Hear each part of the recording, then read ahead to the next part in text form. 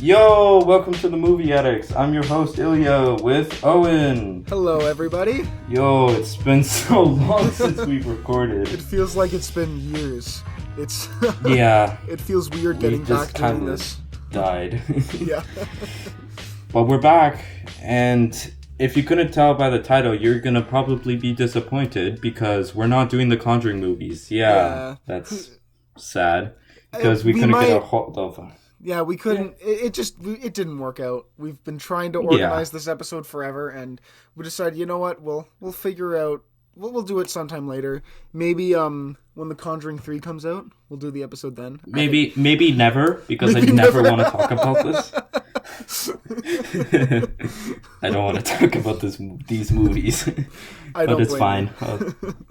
But yeah, we're doing, if you couldn't tell by the title, we're doing The Fanatic. Oh boy, yes. What a movie this was. So, if you have not seen The Fanatic before watching this episode, I highly recommend you go watch it. If it's on Netflix, right? Mm-hmm. Yeah, so if you have Netflix, you can go watch it on Netflix. If you don't have Netflix, it's literally up on YouTube. You can search it up, The Fanatic, and there'll be a 1.5 hour long video, and you can just watch the movie there. So you've got no excuse. Go watch it right now. I can guarantee you won't regret it. Yeah. Or maybe you will. Maybe. Well, you never know. Anyways, do you want to sort of give a summary of what the movie's about? All right. This is off of IMDb. All he wanted was an autograph. A rabid film fan stalks his favorite action hero and destroys the star's life. That's honestly the best summary, or like that's probably the best summary of the entire movie. It's really hard to describe this movie because yeah. So you've got John Travolta, who's playing a mentally handicapped person who he goes by the name of Moose. His name is just straight up Moose. No last name or anything. He's just. I don't know if you've seen the trailers, but in the trailers, as when in dramatic movies or big things, it'll say actor's name is, and then I'll have the main characters' names in the trailers for this. It's John Travolta is Moose. And it's just yeah. I guess we should get out of the way that this movie is horrendous. It is. It's so bad. But it crosses over the line to, for me at least, that it becomes fun to watch. It's just so bad that you can't help but laugh at it. John Travolta is just, he's next level in this movie. Yeah. Honestly, I don't even, Owen first suggested this, I don't know how many months ago. It was after the Oscars, and he said, "Oh, I just came across probably the worst movie of all time. It's called The Fanatic. Go watch it on YouTube." And I was like, "Oh, okay, sure." And I never really got around watching it. Then it appeared on Netflix, and I was thinking, "Oh, you know what? I might as well watch it." Holy shit, was it a nightmare? It was. I wanted to shoot myself of how bad it was. I think the opening scene probably sums up how the movie goes the best. So, it opens up, and there's some narration by this woman. Now, this woman is supposed to be telling the movie, but, she's in, 3 scenes, and she really does nothing over the entire movie. But then there's an opening scene, and so there's a guy at, a film store or whatever, and John Travolta walks in, and his first line is, "Hurry up, I have to go poop."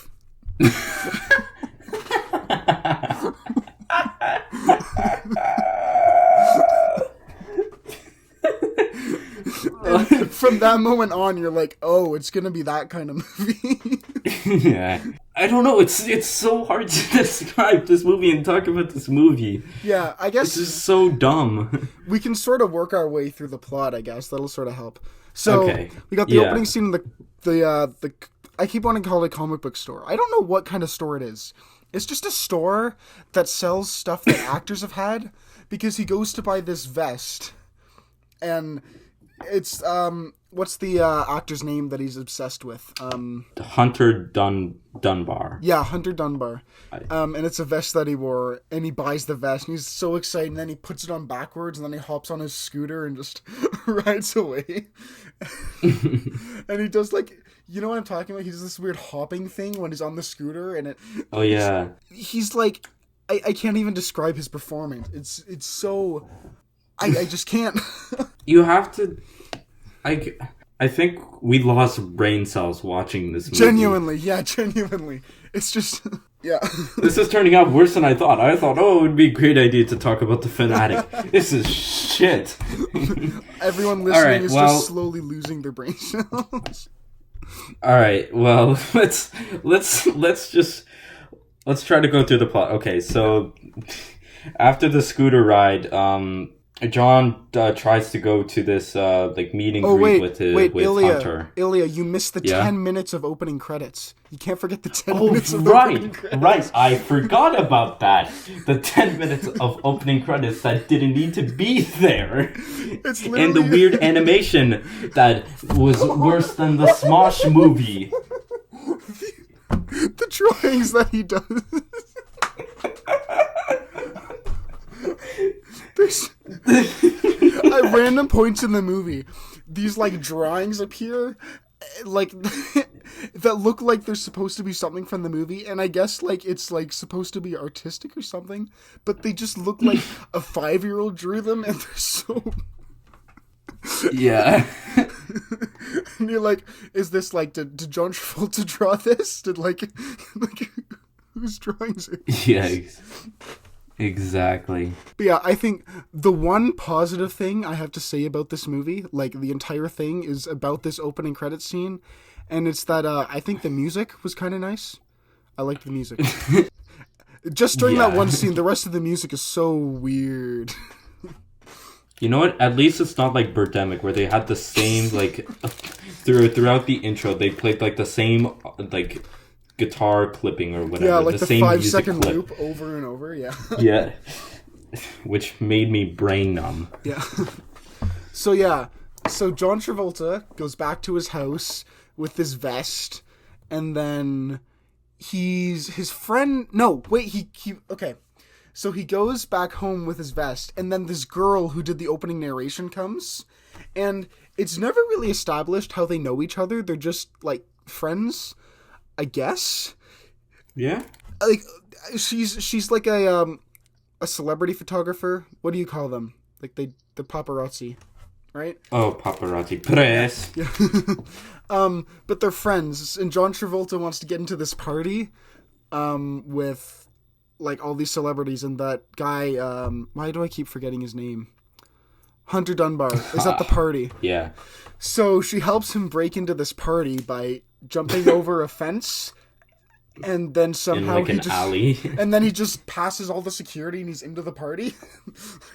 Yeah. Yeah, it's just like that. All you guys, if you want to go into a party with all kinds of famous actors, all you have to do is just jump a fence, and there you're in. But nobody will wonder why you're there. The funny thing was about that scene, so it's like a wooden fence, right, that they have to hop over. And the woman there is like, oh no, Moose, you were supposed to bring bolt cutters. But like, why would they need the bolt cutters? He was hopping over the fence. It made no sense. You know what? You never know. When you're hopping the fence, you may need to use a bolt cutter to hop a fence. I don't know. You know what? Let's forget about that. So gets into the party, has very hilarious interactions with other people. He goes to the bar, and he asks for a strawberry milkshake, and the guy's like, "Oh no, you sure you don't want like wine or something?" He's like, no, strawberry milkshake is fine. It's like, I guess the scene's supposed to show like that he's mentally challenged, right? But it just comes off as like John Travolta's in there with his wacky haircut, not realizing that you can't get milkshakes at a bar. Yeah. Speaking of his haircut, that haircut's great. Yeah, I don't know how they were able to do that. I mean, I think John Travolta is just such a washed up celebrity. I think that's just his normal haircut now. Honestly, like, what was the last good movie John Travolta was in? I think I think that would I don't know. I haven't I think the only other actually I'm gonna say Face Off because that's just a cool that's if you haven't watched Face Off, go watch Face Off. It's a very good movie. But like last genuinely good movie, Pulp Fiction. he was in Gotti. Oh yeah, Have you seen Gotti? yeah. I So, don't know. John, Pulp Fiction is the only good one I've seen. which was like a quarter of a century ago. Yeah, 1994. So yeah, John Travolta, not really that great anymore. And he's like the only Yeah. big actor in this movie. Like before we started, I was looking through at all the other actors, and like none of them have been in anything big. Like I think the guy who played Hunter Dunbar was in. He was in a zombie. I don't know. He was in a movie Maybe. that I'd heard of. But the rest of them, I was like, I don't know who any of these people are or any of the movies they've been in. Yeah. Oh, actually, I wanted to bring this up. Did you know who the director of the movie was going into this? Who? So the director of this movie is Fred Durst, who you might Yeah. recognize as a member of Limp Bizkit. So I think he's only directed 2 movies, I think. No, he's directed more. I actually wait. No, I think he's only directed Yeah. 2. So yeah, this is his second movie, and can I say, if he keeps making movies like this, I'll be so happy because The Fanatic was so fun to watch. But Yeah.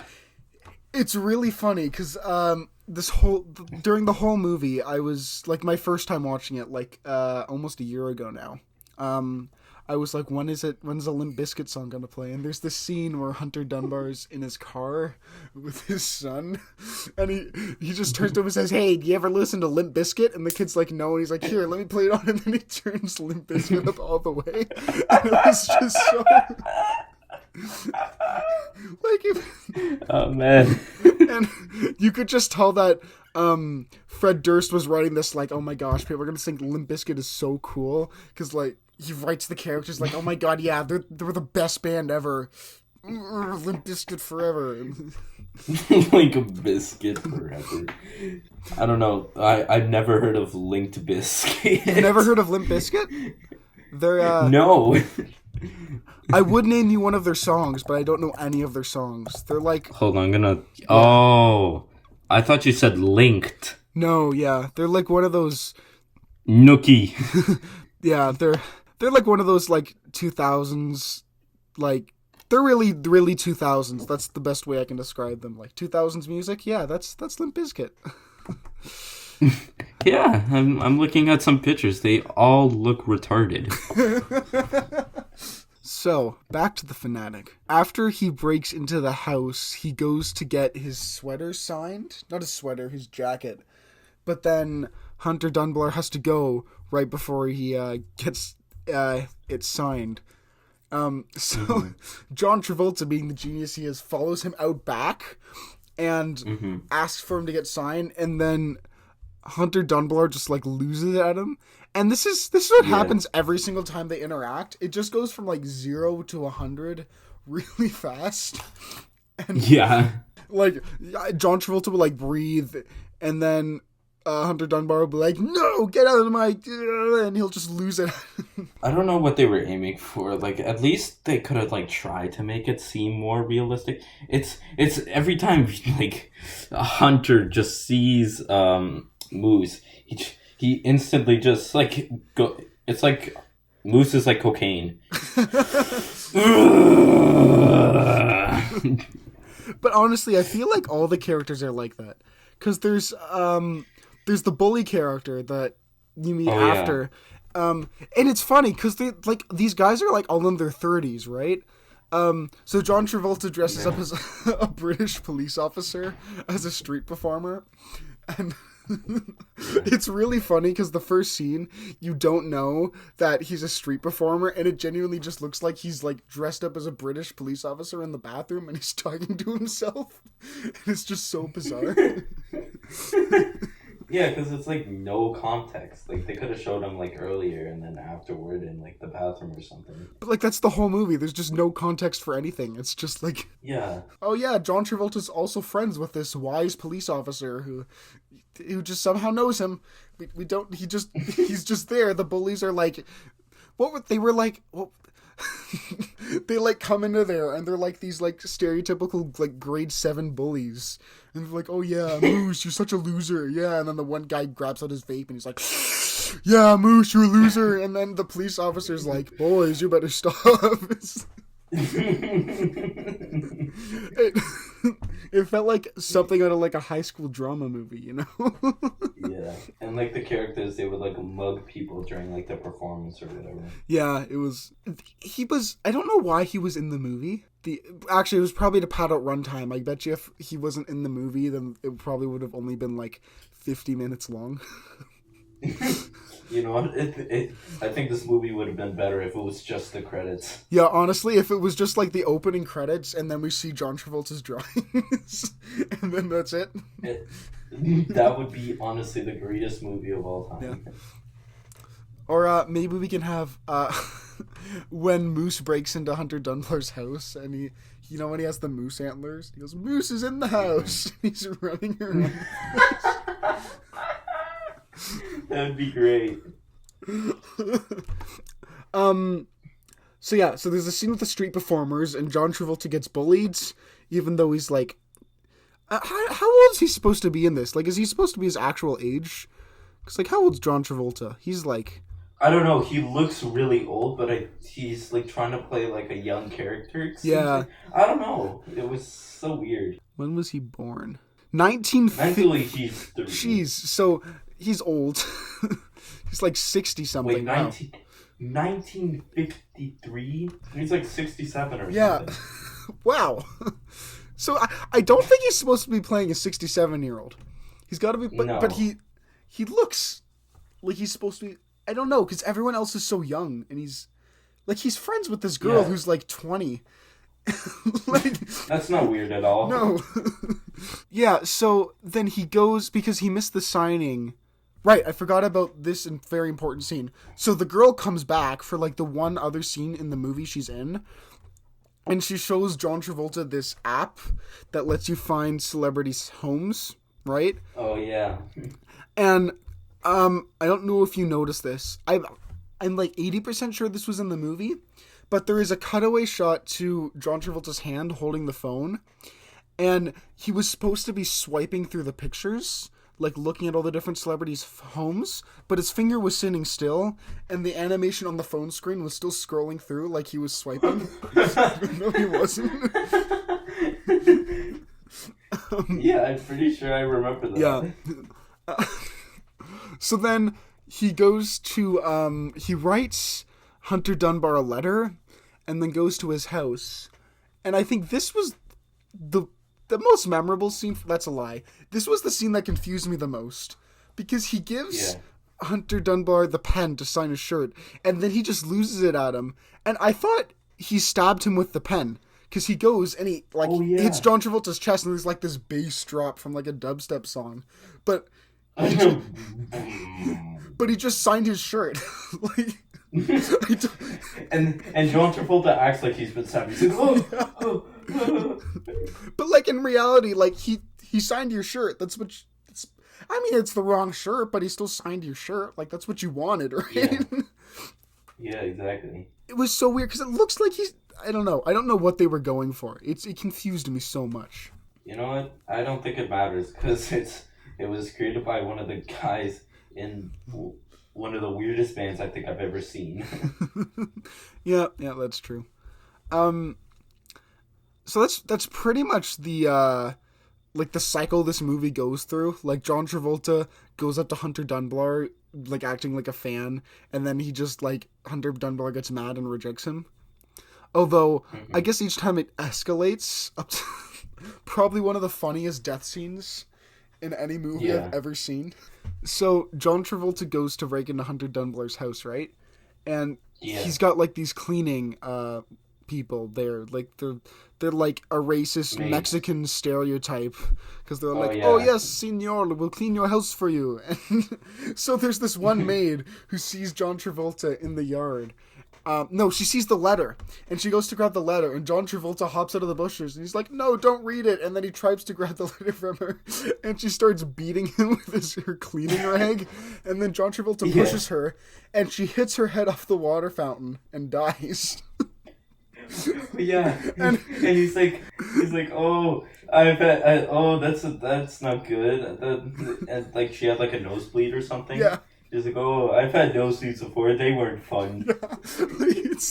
But the funniest part is that she gets killed, and there is a dead body laying like in the middle of the yard for like half the movie, and it doesn't get mentioned until literally the very, very, very end. So at that point, he breaks into the house, and there's like a bit where John Travolta's like sneaking around this actor's house, like hiding in the closet and like under the bed, and then the actor passes out in his chair, and John Travolta is over there like taking selfies with him, and I think at one point he kisses him. Yeah. So and then he ties him up to a bed. Yeah. Well, that's. Oh wait, no, that was afterwards. Yeah, that's after that was because later in the movie. He goes home, and then this woman who's only been in the movie twice comes and she's like, John Travolta, why are you posting these pictures on your social media? And he gets really mad, and then instantly she comes in, you can't be doing this, John. And he's like, no, I blocked you. You're not my friend anymore. Get out. And it's one of the funniest arguments I think I've ever seen in the movie. It was like a reasonable adult arguing with like a child. Not even, because she was being so vague. Like, you can't post these on your social media. Like, what's he posting them on? Like, is he in Facebook, Twitter, Instagram, Google Plus? Yeah. Who knows? Google Plus, Google Hangouts, WhatsApp. Does he have a Google Classroom where he's just sharing this with all of his friends? Who knows? Who knows? And then the fact that he blocks her in like 5 seconds, like, yeah, I blocked you on every single social media platform, and I just hit my phone once. It's an instant block button. It's like a big red button on his like home screen. Yeah. Block this girl. I don't even know. Did she have a name? I don't think so. I'm pretty sure she did. Hold on, I'm gonna go on IMDb. Her name was Leia. Leia, yeah. I don't ever think that was mentioned. After he blocks this girl, I don't remember if it's after or before, but he's going on the street, and then that bully from earlier comes by, and he just loses it at him. And he says this, and it's really funny. As he's strangling like this bully guy, he says, I wish Freddy Krueger would come and chop off your head and would roll in the street, and a truck would squish it, and the blood would splatter everywhere, and everyone would watch it.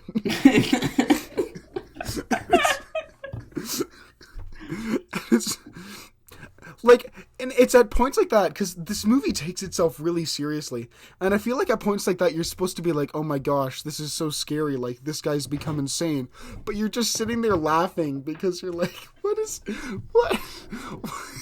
yeah. So then he ties him to a bed.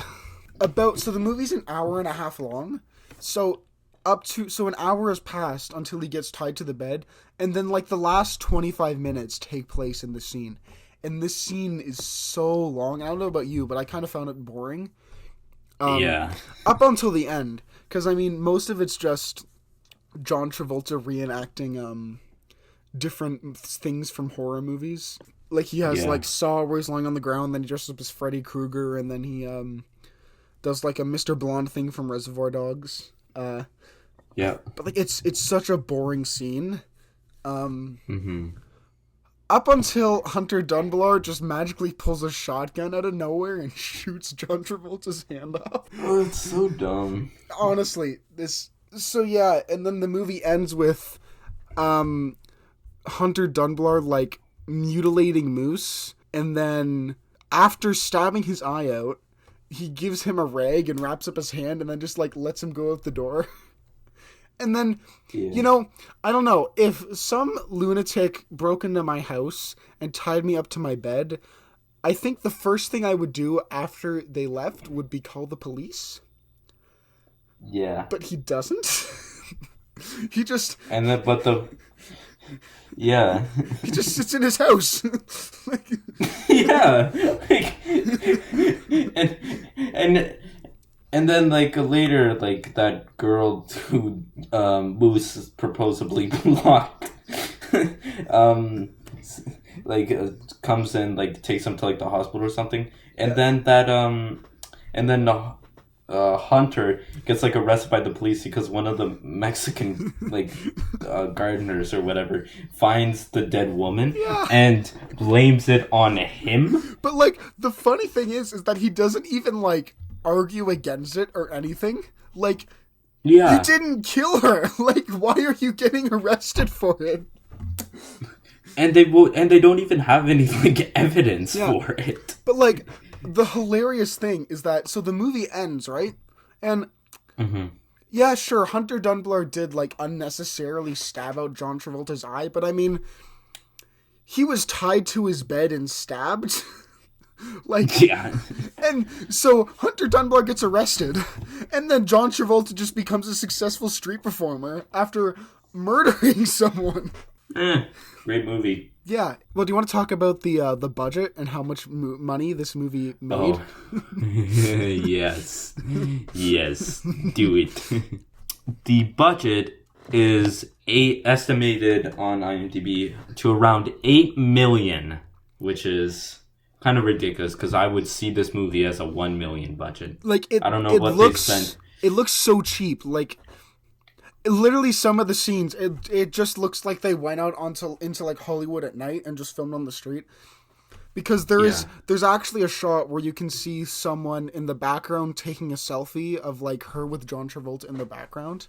And I don't know for sure if it was just an extra or it literally could have just been some random person from the street. It's like, hey, it's John Travolta. Let me just take a picture of him. Yep. But like I don't know where that 8 million went. It was probably to pay John Travolta. Like it was $7.5 million to pay him to be in the movie, and then the rest of the movie, the budget was just everything else. Do you know the rough estimate at how much money this movie made? No, I don't know the box office. Okay. Take a guess. I don't know, maybe like 5 million or something. Oh, okay. Well, you have to go a lot lower. Like think in the thousands. No, what? What is it then? This movie made exactly $3,153. Oh my god. So what, they lost They so lost much $8 money. million making this movie. Like, they could have like kept it to 8 million. 8 million. It's just funny that For what? the gross of this movie is so low that they can literally figure it out to the exact dollar. Like I found this movie by watching a review by this YouTuber Chris Stuckman, and he was talking about how he went to go see it in theaters and he was the only one there. And he was able to calculate like he like made up like 0.05% of the total box office gross for this movie just by seeing it once, which like you can't say that for any movie because movies make a lot of money, especially like the big blockbusters. But this movie, like you can say if you bought a ticket to go see it, like yeah, I pretty much made like up a whole percent of this movie's box office because it's just so low. Even the Conjuring movies made money. Come on. Like, Yeah.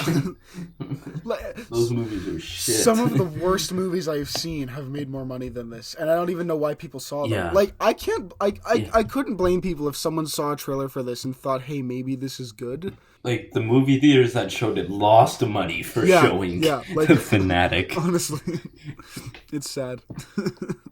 Yeah. All right, we're gonna start a GoFundMe page to make up for the lost money. So go on, link in the description. We'll make the money Come on, we back. can get to 8 million, I believe. And then request that they'll make a Fanatic 2. Yes. I'd go see You that. better do it. Yeah, I would definitely go see that. I'd buy like 7 tickets. 7 tickets. That way you can make up like 25% of the total gross of the movie.